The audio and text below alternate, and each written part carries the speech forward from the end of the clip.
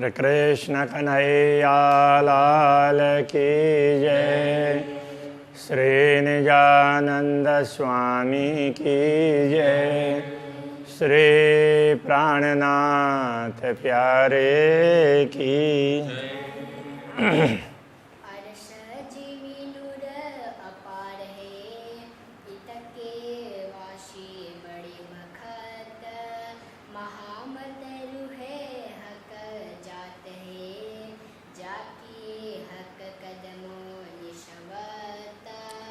जाके हक कदमों निशवत। श्री कृष्ण कन्हैया लाल की जय। 8वें प्रकरण में चरण ब्रह्मात्माएं अक्षरातीत धामधनी के चरणों को कैसे छोड़ सकती है, उससे दूर कैसे हो सकती है, उस बात को कहते हुए पूरे परमधाम का संक्षेप में वर्णन किया, परमधाम के भिन्न भिन्न दृश्यों का। अब ये 9वां प्रकरण भी उसी प्रकार से ही है, किंतु इसमें परमधाम के बाह्य दृश्यों का, बाहर के दृश्यों का वर्णन न करके रंग भवन का वर्णन कर रहे हैं। रंग भवन के, वैसे तो रंग भवन में भी भिन्न भिन्न स्थान और बहुत विशेषताएं हैं, किंतु इनका वर्णन तो पहले हो चुका है परिक्रमा ग्रंथ में, तो यहाँ उन सब का स्मरण करवा रहे हैं, ये समझ लेना चाहिए।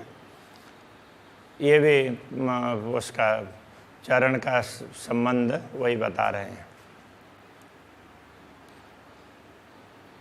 अरस अंदर सुख देवही जो रूहों दिल उपजत। अरस अंदर सुख देवही, परमधाम में ब्रह्मात्माओं को अपार सुख प्रदान करते हैं। कौन प्रदान करते हैं? पूर्ण ब्रह्म परमात्मा श्री राज जी। जो रूहों दिल उपजत, ब्रह्मात्माओं के दिल में, या दिल कहने से अंतःकरण भी लिया गया है, कि उनके मन में जो कुछ बातें उत्पन्न होती, जो इच्छाएं उनकी होती है, उनके अनुरूप सब इच्छाओं को अक्षरातीत धामधनी पूर्ण करते हैं और उनको अपार सुख प्रदान करते हैं। ऐसी ब्रह्म आत्माएं सो रूहें कदम क्यों छोड़ई जाके असलाह कनिष्वत। ऐसी आत्माएं अक्षरातीत धामधनी के चरण कमल को कैसे भूल सकती है? अर्श अरवाह भूम खिलवत नूर दसों दिशालरत। अरस अरवाह परमधाम की आत्माएं, रूह और अरवाह, वैसे कई स्थानों में रूहें भी कहा, बहुवचन हो गया, किंतु अरबी में देखा जाए तो रूह एक वचन है और अरवाह बहुवचन है। और रूह का भी कई स्थानों पर रूहें कर देते हैं और कई स्थानों पर अरवाह का भी अरवाहें कर देते हैं। ये हो सकता है कि प्राणनाथ जी ने ना किया हो और परवर्ती संतों ने उनको भाषा का ख्याल न होने से ऐसा किया हो, कर दिया गया हो। हाँ, रूह का रूहें, ये तो भारत में जब अरबी और फारसी उनमें से उर्दू भाषा तैयार हुई तो उर्दू में तो रूह का रूहें बोल देते हैं, किंतु अरवाहें नहीं बोलेंगे। तो जो परमधाम की आत्माएं हैं, अरवाह कहने से आत्माएं हैं। भौम खिलवत, तो वो प्रथम भूमिका, यहाँ भौम कहने से भूमिका, तो वो प्रथम भूमिका के लिए, पर प्रथम भूमिका मूल मिलावा के अंदर विराजमान हैं। नूर दसों दिशा लरत, तो वहाँ अक्षरातीत धामधनी श्री श्यामा जी के साथ में, बीच में, मध्य में सिंहासन में विराजमान है, चारों तरफ ब्रह्मात्माएं। तो इस मूल मिलावे का प्रकाश कोई सागर की भांति वर्णन किया है। तो 8 सागर है, तो वो मूल मिलावे के अंदर भी बताए गए हैं। तो उनका प्रकाश परमधाम में चारों तरफ फैला हुआ है, 10 दिशाओं में उनके प्रकाश, उनका वहाँ का प्रकाश है, उसकी तरंगें लहराती रहती है। सो क्यों छोड़े इन कदम को जाके असलाह कनिष्वत। जो ब्रह्मात्मा है ऐसे मूल मिलाव में अक्षराते धामधनी के चरणों में बैठी हो, वो उनके चरणों को कैसे छोड़ सकती है। रूहें 12,000 बैठाए के हक हाँसी को खिलावत है। इसी मूल मिलाव में 12,000 ब्रह्मात्माओं को बैठा करके अक्षराते धामधनी उनको खेल दिखा रहे हैं। खिलाते हैं मतलब उनको खेल दिखा रहे हैं। तो इसलिए हंसी करने के लिए, हंसी करने का तात्पर्य उनका कोई मजाक उड़ाना उस अर्थ में नहीं है जैसे हम लोग माया के कारण करते हैं, अपने बड़ाई करना चाहते हैं और दूसरों को घटाना चाहते हैं, उसके लिए मजाक करते हैं, वैसा नहीं। राज्य किस तरह से मजाक करते हैं, तो राज्य अपने महत्व भी समझाना चाहते हैं। तो ब्रह्मात्माओं में एक प्रकार से ये भाव है कि जब अक्षरातीत हमारे धनी हैं तो हमारा प्रेम उनके प्रति ज़्यादा होना चाहिए। तो उसको वो अक्षरातीत धनी समझाना चाहते हैं, देखो तुम्हारे अंदर जो है वो हमारा ही दिया हुआ है, हमारा ही तो तुम्हारे में है, तुम्हारा अलग से नहीं है। उस बात को समझाने के लिए उनको थोड़ा सा उनकी भूल भी दिखानी होगी। तो इसलिए वो भूल उनको दिखाने के लिए ये खेल दिखा रहे हैं। इसलिए यहाँ का हक हाँसी को खिलावत, हंसी करने के लिए खिला रहे हैं। सो रूहें कदम क्यों छोड़े जाके असला कनेश्वत। ऐसी ब्रह्मात्माएं उनके चरण कमल को कैसे छोड़ सकती है। और हंसी भी इसलिए कर रहे हैं कि उनको प्रेम का ज़्यादा अनुभव करवाना है। तो अक्षरातीत धनी का प्रेम इतना ज़्यादा है, वो अनुभव कर सके, उसके लिए उनकी हंसी होनी है। ले सुख चे बच्चे भौम दूसरी, अब प्रथम भौम की बात हो गई तो दूसरी भौम की शुरू कर रहे हैं।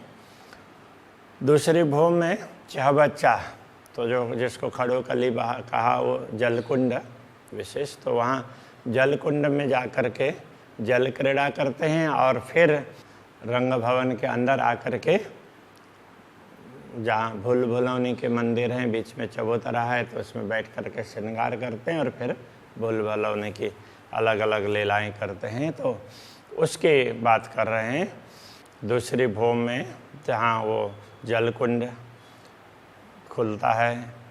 महल माए सहस्रजित, जहाँ महल 12 सहस्रजित, 12,000 महल हैं।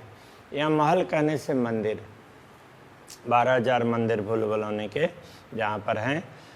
तो वहाँ लीला करने वाली ब्रह्मात्माएं सो क्यों छोड़े रुए कदम को, जाकी असलाह करने शिवता। वो अक्षराते धामधनी के चरण कमल को कैसे छोड़ सकती है, कैसे बोल सकती है। रुए तीसरी भूमि चढ़ के बड़े झरोखों आवत, तो ब्रह्मात्माएं तीसरी भूमिका में जा कर के बड़े झरोखे में, तो तीसरी भूमिका में से बड़ा झरोखा आरंभ होता है, फिर ऊपर तक जाता है। किंतु बाकी झरोखे तो बहुत हैं, तो ये बड़ा झरोखा है, इसलिए यहीं पर झरोखा हो गया, दहलान हो गई और पीछे चबूतरा है, इन सब को मिला करके ये बड़ा सा क्षेत्र है, उसको प्रतिशाल कहा है, वो पड़शाल। तो वहाँ बैठती है ब्रह्मात्माएं। सो क्यों रहे हक कदम बिना, जाकी असलाह का निश्वत। वो अक्षराते धामधनी के चरणों के बिना कैसे रह सकती है। कई इंड पलत है पैदा फना, जिन कादर एक कुदरत है, अक्षर ब्रह्म का वर्णन कर रहे हैं। जिन कादर का अर्थ होता है समर्थ, जो समर्थ अक्षर ब्रह्म है, उनका कुदरत है, उनकी प्रकृति, उनका स्वभाव। तो उनका स्वभाव कैसा है, तो कई इंड पलत है पैदा फना, उनके पल मात्र में करोड़ों ब्रह्मांड बनते हैं और करोड़ों मिटते हैं। ऐसा सामर्थ्य है उनके पास में। ऐसे अक्षर ब्रह्म ए आवे मुजरे इन स्वरूप के, अक्षरातीत धामधनी के स्वरूप के दर्शन के लिए आते हैं। और यहाँ ये भी कह सकते हैं अक्षरातीत के साथ में उनके मन में इच्छा हुई अक्षरातीत धामधनी कैसे लीलाएं करते हैं, तो उनकी लीलाओं को देखने के लिए इच्छा हुई। तो ब्रह्मात्माओं के दर्शन की भी इच्छा होती है। तो उन जिन ब्रह्मात्माओं के दर्शन के लिए आते हैं, ये भी कह सकते हैं धामधनी के दर्शन के लिए तो आते ही हैं, किंतु यहाँ पर ब्रह्मात्माओं का भी दर्शन चाह रहे हैं। इसलिए ऐसी ब्रह्मात्माएं जाके असलह का निश्वत, जिनका असली संबंध पूर्ण ब्रह्म से है, तो वो उन चरणों को कैसे छोड़ सकती है। वो पहले वाले चौपाइयों से उसका भाव यहाँ ले लेना चाहिए। नूर मकान से आवेदीदार को इत नूर जमाल विराजत। रंग भवन में तो या तीसरी भूमिका में अक्षराति धामधनी विराजमान है, और अक्षर ब्रह्म दर्शन के लिए अक्षरधाम से चल करके वहाँ पर आते हैं और चांदनी चौक में खड़े होकर के दर्शन करते हैं। तो अक्षराति धामधनी तो ब्रह्मात्माओं को अपने चरणों में रख करके अक्षर ब्रह्म को भी दर्शन देते हैं। ऐसी ब्रह्मात्माएं रूहें याद कदम क्यों छोड़ई, जिनका चरण कमल को सदैव याद करना चाहिए, उनको ब्रह्मात्माएं कैसे छोड़ सकती है, कैसे भूल सकती है। हक बैठे पौड़े भौमती सरी, आगू झरोखों आरोगत। अक्षराते धामधनी इसी तीसरी भूमिका में वहाँ बैठते भी हैं, बैठते हैं तो झरोखे में बैठते हैं, और पौड़ते हैं तो वहाँ जो दहलान के साथ में जो मंदिर हैं तो उसमें नीला और दूसरी तरफ का पीला और बीच का ना नीला ना पीला। तो वहाँ पर इन मंदिरों में तो तीन मंदिर, दो तरफ तीन मंदिर, 6 और बीच के 4 मंदिर का दहलान इस प्रकार से तो वहाँ पर है। तो वहाँ इन्हीं अब एक तरफ के उसके दाहिने तरफ के ही मंदिर हैं, दाहिने साइड के। तो उस मंदिर में तो एक नीला तो एक पीला, और बीच में ना नीला और ना पीला, दोनों का असर उसमें पड़ता है। तो वहाँ वो विराजमान होते हैं, विश्राम करते हैं और भोजन करते हैं। तो इधर तो उसके लिए ये कहा आगू झरोखों आरोगत, झरोखे के आगे तो वहाँ दहलान में बैठ कर के वहाँ आरोगते हैं। तो ऐसे धामधनी की लीला में रहने वाली ब्रह्मात्माएं रूहें क्यों छोड़े इन कदमों को, इन कदमों को कैसे छोड़ सकती है, जाके असलह का निस्बत।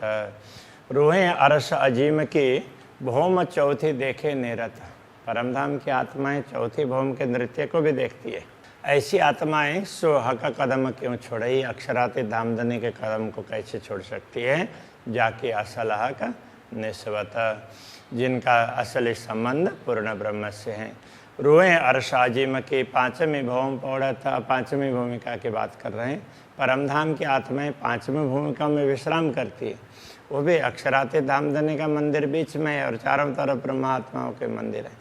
अक्षराति धामधनी के चरणों को अपने हृदय में धारण करके वो विश्राम करती है।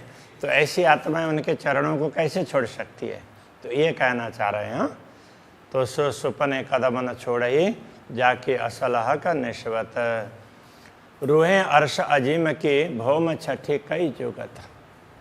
तो कई युगत का तात्पर्य तो युक्ति है। अब यहाँ ये समझना पड़ेगा कि छठी भौम में, परमधाम के छठी भौम में तो सुखपाल हैं। तो सुखपाल का सुख भी तो अलग अलग प्रकार के सुख होंगे ना। पूरे परमधाम में चारों तरफ उनमें बैठ करके जा करके घूम करके आ सकते हैं। तो ये कई जुगत कहने का तात्पर्य अनेक प्रकार के सुख, ऐसा समझना पड़ेगा। तो ये छठी भौम में सुखपाल के सुख प्राप्त करती हैं। तो सुख क्यों रहे कदम बिना ऐसी आत्माएं अक्षराति धामधनी के चरणों को छोड़ करके नहीं रह सकती। रूहें अरश भौम 7वीं, अब 7वीं भूमिका की बात कर रहे हैं। जो छप्पर खटों ही चत, और खट छप्पर, तो खट छप्पर कहने से तो वो झूले 7वीं भूमिका में, 8वीं भूमिका में। तो 7वीं भूमिका में झूलों में झूलती हैं आमने सामने। ऐसी आत्माएं सुपने कदम न छोड़े, स्वप्न में भी अक्षराति धामधनी के चरणों को नहीं छोड़ सकती है, जाके असलह का निस्बत। ये अरस भौम 8वीं, परमधाम की 8वीं भूमिका में साम सामी हिंडोलों खटकत, सामने सामने इधर और उधर सामने और इधर से इधर सामने, ऐसे चारों तरफ से एक साथ इकट्ठी होती है। वो खटकना, जैसे कोई चीज़ किसी को खटकती है तो उसका सीधा साधा अर्थ तो चुभ जाती है, ऐसा है। तो यहाँ खटकने का अर्थ चुभना नहीं है, वो झूलों में विराजमान होकर के झूलती है। तो उस तरह से अब वैसे देखा जाए तो झूलों के अंदर चुभ गई, ये भी वो बोल सकते हैं, लेकिन ये क्या है, मूल शब्द अपने यहाँ का नहीं है, इसलिए उसके अलग अलग प्रकार के अर्थ है। तो हम लोग ज़्यादातर खटकना, चुभने अर्थ में प्रयोग करते हैं, इसलिए केवल चुभना ऐसा नहीं है, झूले में विराजती है। तो ये रूहें सुपने कदम न छोड़े ही जाकी असलहा निस्बत। तो ऐसी आत्माएं अक्षराती धामधनी के चरण कमल को स्वप्न में भी नहीं भूलती हैं। अरस रूहें सुख नवमी भौमी सुख सिंहासन समस्त परमधाम की ब्रह्मात्माएं सारे के सारे नवमी भूमिका में तो क्या है, पहाड़ का झरोखा और बाहरी हार मंदिर, तो वो एक लेवल पर, तो वो एक जैसा है। तो वहाँ बैठ करके फिर अक्षराती धामधनी के साथ में बैठ करके चारों तरफ का दृश्य देखते हैं, समस्त मतलब साथ में। तो सिंहासन के साथ में बैठ करके तो देखते हैं। तो जिधर का दृश्य दिखाना होता है तो धामधनी उनको उसी दिशा में ले जाते हैं और दृश्यों को दिखाते हैं। तो सो क्यों रहे हक कदम बिना जाकी असलहा करने से बता। ऐसी ब्रह्मात्माएं धामधनी के चरणों को छोड़ करके कैसे रह सकती है।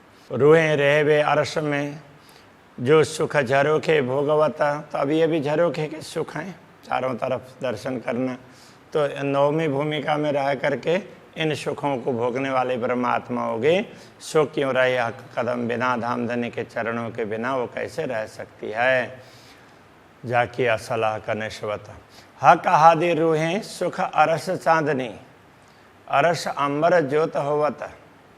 अब ये दसवीं भूमिका की बात कर रहे हैं। तो ब्रह्मात्माएं हक और हादि श्री राज्य और श्यामा जी के साथ में चांदनी में, तो बीच में चबूतरे में सिंहासन है, चारों तरफ चबूतरे में ब्रह्मात्माएं बैठती है। तो कभी कभी तो बाहर के साइड में वो दहलान जैसा है, तो वहाँ जा कर के भी बैठती है, वहाँ से भी बाहर दर्शन, वहाँ से भी अलग प्रकार का आनंद दिलाते हैं। तो ये चांदनी का प्रकाश कितना है, अरश अंबर ज्योत होवत, पूरे परमधाम के आकाश में ये प्रकाश छा जाता है। तो ऐसी लीला में रहने वाली आत्माएं सो क्यों रहे हक कदम बिना धामधनी के चरणों को छोड़ करके कैसे रह सकती है। जाकी असलह का निस्बत सकल भौम सुख ले वही रूहें हक कदम पकड़ता। अक्षराती धामधनी के चरणों को पकड़ करके, कहने का तात्पर्य उनके सानिध्य में रह करके परमधाम के सभी भूमिकाओं का, रंगमहल के सभी भूमिकाओं का लाभ लेती है ब्रह्मात्माएं। ऐसी ब्रह्मात्माएं सो क्यों रहे इन कदम बिना, इन चरणों को छोड़ करके कैसे रह सकती है इनके बिना। आई नजीक जागनी, पीछे तो उठ बैठा था, तो कहते हैं देखो अब तो जागने का समय आ गया है। बाद में तो उठ करके जागृत होना ही है, परमधाम में बैठे ही हैं, तो जागृत होना है। हाँसी ओसी भूली पर, जो हम माया को देखते हुए भूल जाते हैं, तो इस भूल पर हंसी हो जाएगी। तो इसलिए अब सचेत हो जाओ, ये कहना चाह रहे हैं। तो जिनको जाकी असलह का निस्बत, जिनका असली संबंध पूर्ण ब्रह्म से हैं, ऐसी आत्माओं पर हंसी होगी, इसलिए सचेत होना चाहिए। रुएं हुक्म ले दौड़ियो मूल तन अरस में उठत।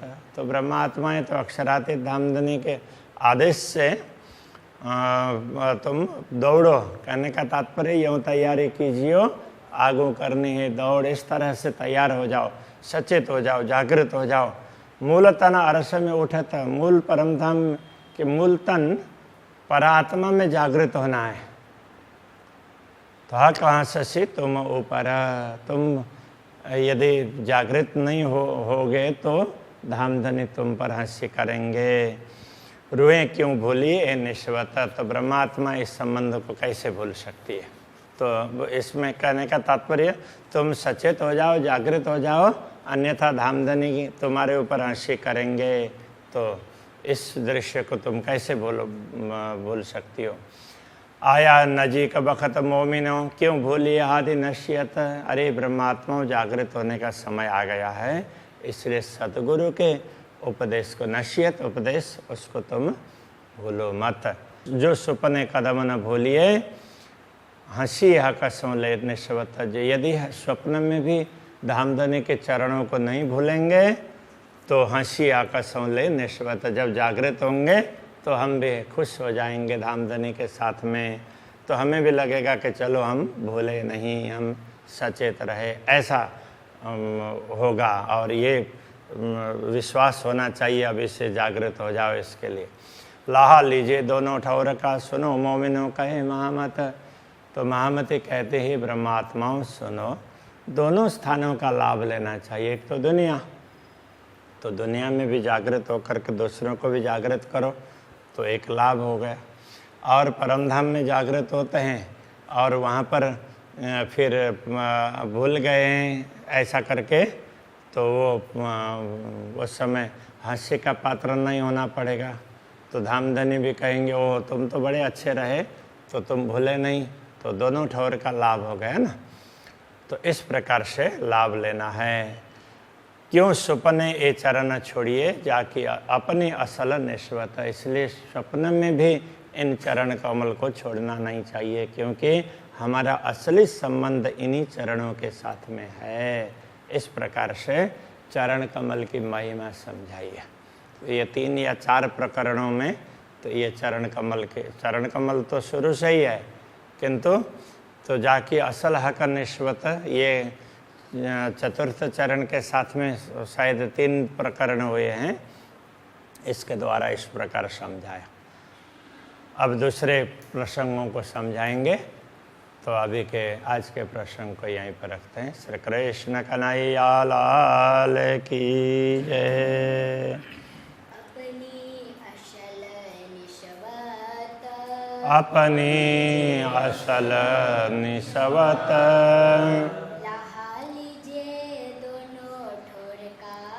लाह लीजे दोनों ठौर का।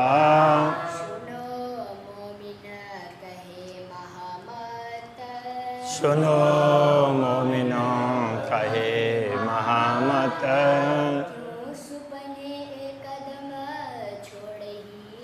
क्यों सुपने ए चरण छोड़िए,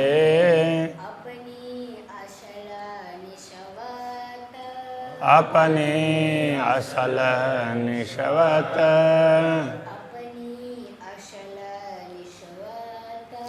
अपनी असल निस्वत।